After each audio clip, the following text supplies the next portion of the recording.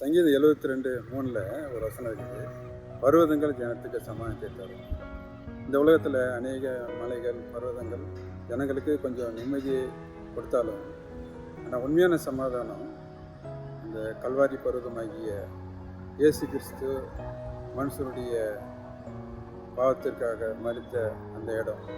அங்கே மனுஷனுடைய இதயத்தில் இருக்கக்கூடிய பாவம், குற்ற மனசாட்சி கழுவக்கூடிய இடம். அவருடைய ரத்தம் மனுஷ இதயத்தை கழுவி பரிசுப்படுத்தக்கூடியதாக இருக்கிறது. அந்த இதயத்தில் உண்மையான சாமத்தை கொடுக்கக்கூடியதாக இருக்கிறது.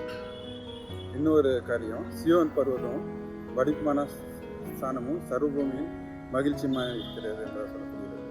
சியோன் பர்வதங்கிறது ஆண்டவர் ஆளுகை செய்யக்கூடிய அந்த பர்வதம், மலை.